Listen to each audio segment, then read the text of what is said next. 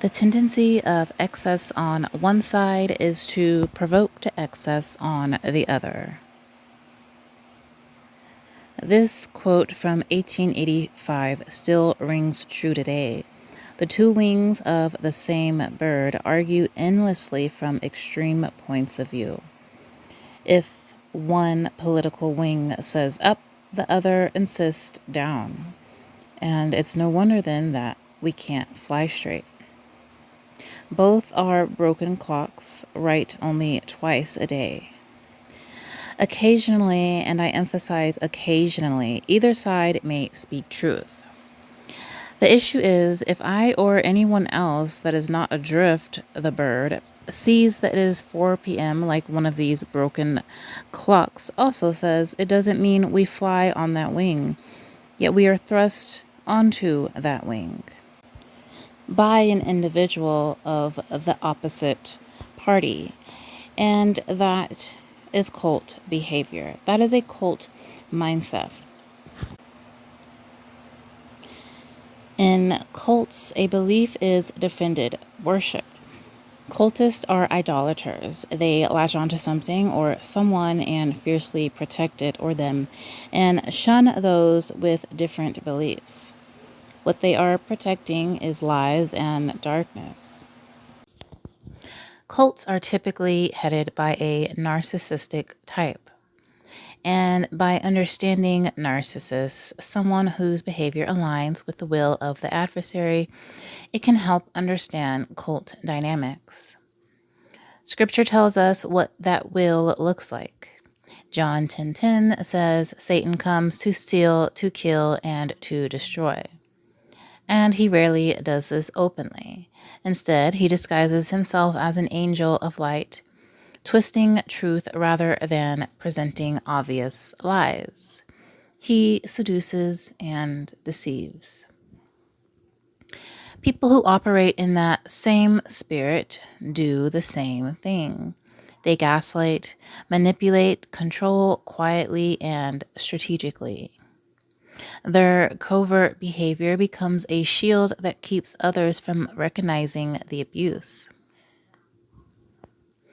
And just as Satan craves worship, so do they. Isaiah 14:14 shows this desire. I will ascend above the heights of the clouds. I will be like the Most High. That longing for worship, for dominance over others, it shows up in narcissists, in cult leaders, political leaders, and anyone who tries to control another person's soul. Yah calls us to decrease so he can increase, to grow in light, favor, and power. But the adversary and those aligned with his ways demand that others decrease. They will break people down through subtle abuse until the victim's mind, will, and emotions are shaped by fear, confusion, and control. And this can happen even without a person realizing it, because abuse isn't just physical. Gandhi once said, any time we impose our will on another, it is an act of violence.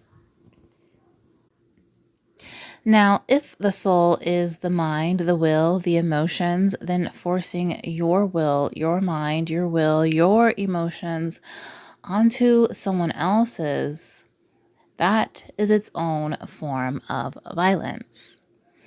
Yah honors free will. He values consent. But Satan and those of his spirit do not. And this is why cult leaders and even cult followers often impose their will on others. It is spiritual violence disguised as devotion. And oftentimes, you as an outsider who refuses to bend to the soul and spirit of the cult, well, you are looked down upon. You are hated. And in extreme cases, when you don't adhere to the cult's beliefs, death is wished upon you. And that brings us to the cult of cowpus. And by cowpus, I am referring to smallpox. Smallpox is a disease as old as time, one of many pox viruses. And viruses are non-living parasites. They must invade a host cell to replicate. Baxby writes, with the exception of molluscum, which is a specifically human disease, human pox virus infections are acquired from animal reservoirs. And according to some sources, viruses enter through a break in the skin. And other sources aren't so sure. But the skin is more than a barrier. It's one of the body's pathways for pushing out toxins. So when the body is toxic, the skin tells all. One such pox virus is vaccinia, an outbreak caused by vaccines, safe and effective. Now, biblically, outbreaks were handled in an orderly way, and smallpox appears as a pustular rash. And pus, according to the Most High, is unclean. And Yah's instructions are laid out in Leviticus 15.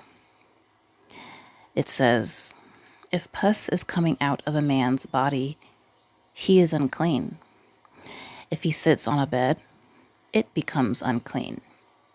If he spits on another, that person becomes unclean. The law continues, showing how contagious uncleanness must be dealt with. And according to Riedel, quote, it was common knowledge that survivors of smallpox became immune to the disease.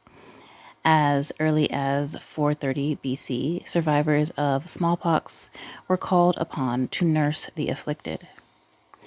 During medieval times, many herbal remedies, as well as cold treatment and special cloths, were used to either prevent or treat smallpox.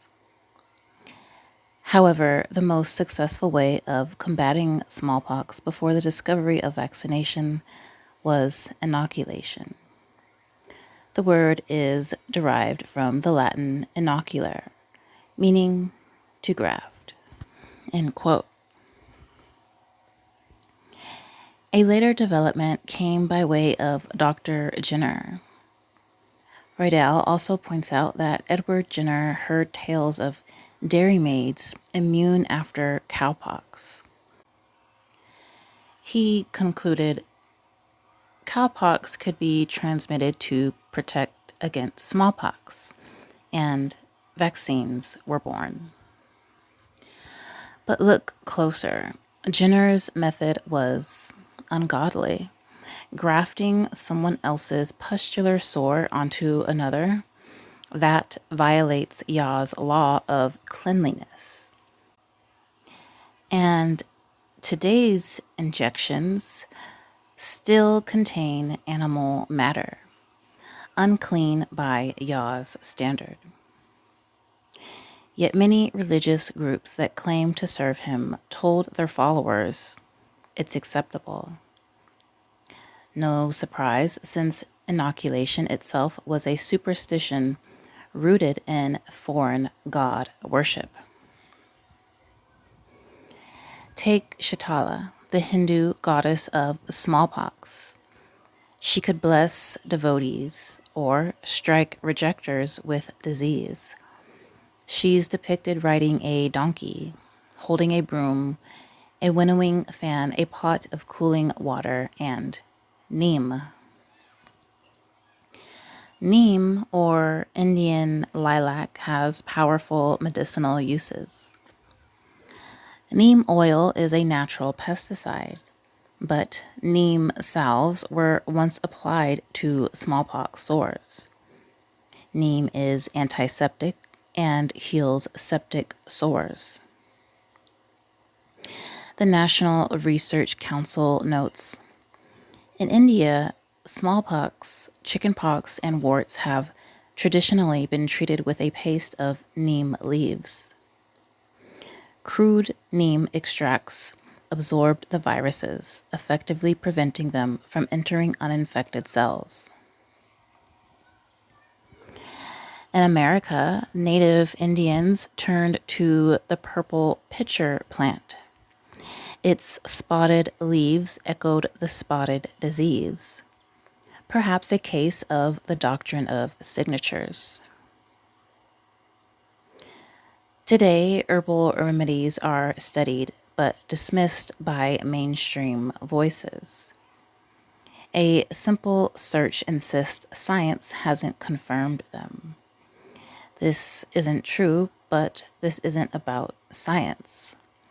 Science, and in this particular case, cowpus, if you will, has become a god, a political power with an agenda and devoted followers, a cult with worshippers who curse those who do not want to partake in their offerings to their gods. Meanwhile, plants testify to Yah's creation. His greatness is inescapable. The kingdom of darkness paints its medicines as good and true remedies as bad. But this has been the cult of cowpus. Stay vigilant, my friends.